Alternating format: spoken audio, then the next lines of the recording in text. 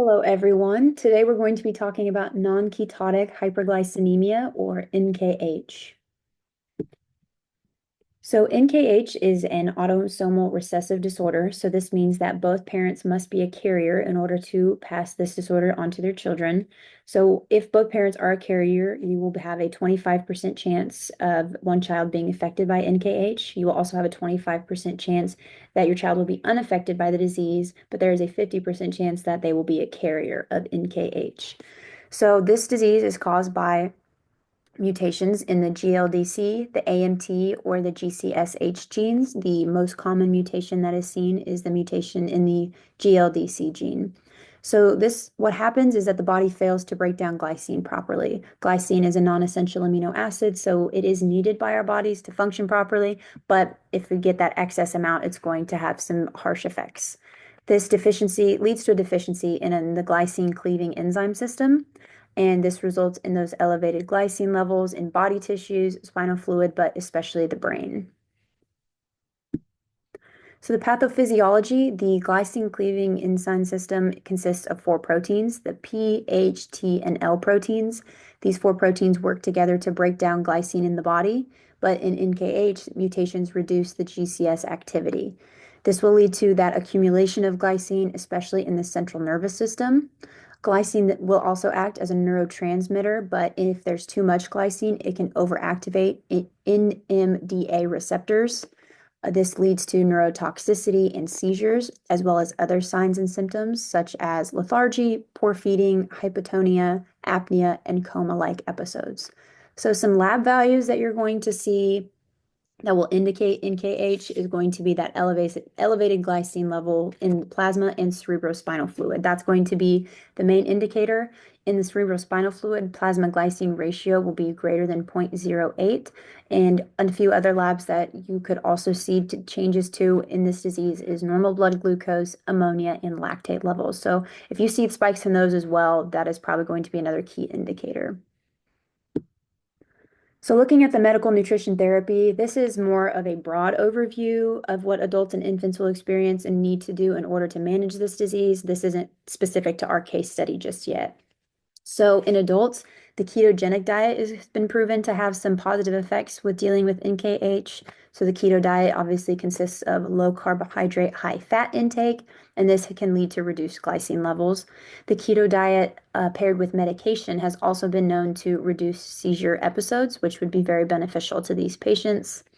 A diet low in glycine is going to be the biggest impact, and this would be a diet that focuses on green vegetables, apples, berries, nuts, and whole grains. So basically everything that is avoiding high protein foods, because those foods are going to be highest in glycine, as well as foods containing dairy, so milk, cheese, along those lines. Sodium benzenate supplements have also been proven to be effective when treating this disease.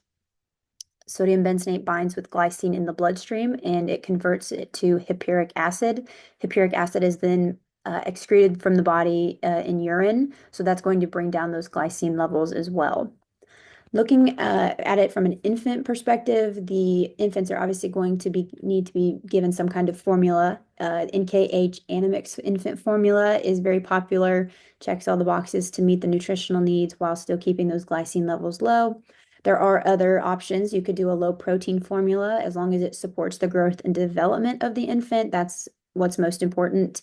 And also formulas that are completely glycine free. That is also going to just monitor and keep those glycine levels very low. This will help keep symptoms low as well and make the disease much more manageable to live with.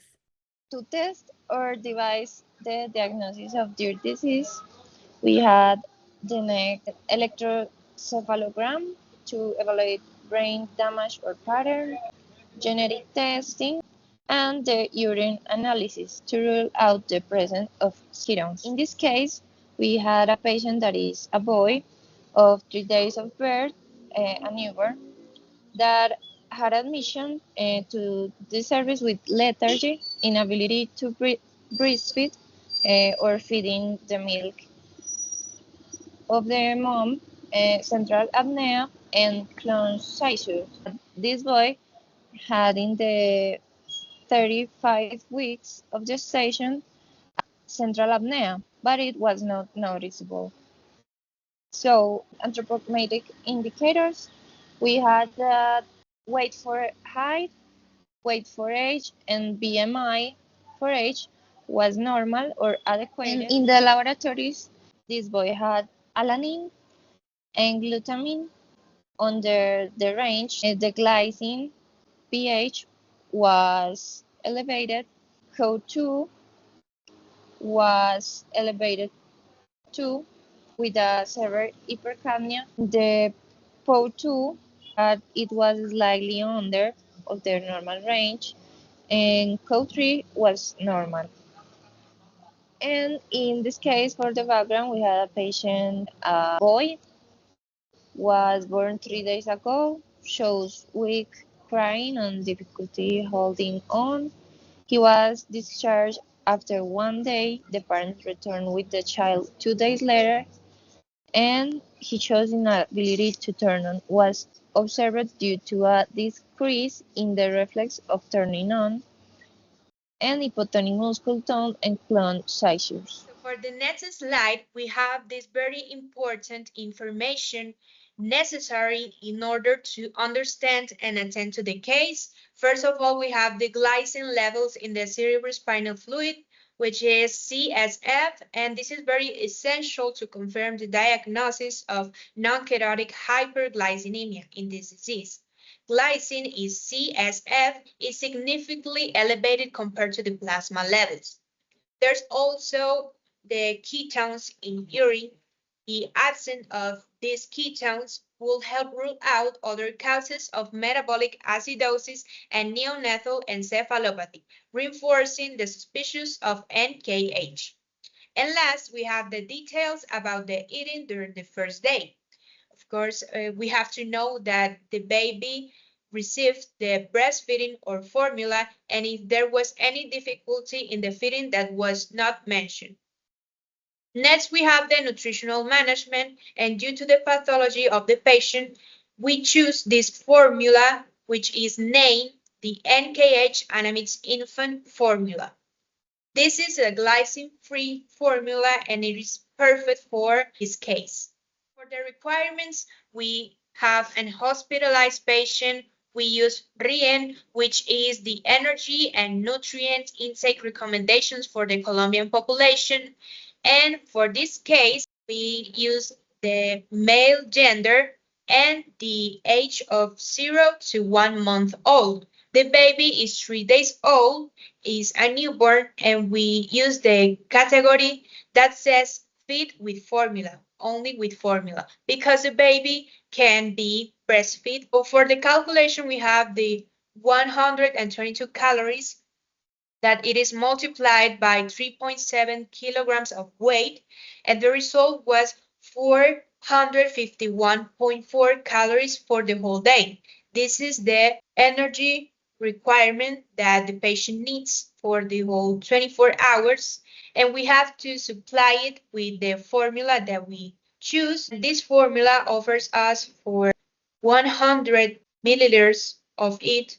It gives us 70 calories. And we did the calculation, and in total, it has to be 644.86 milliliters for the whole day. And we have to supply it. All right, so this next slide is for the preparation of the formula.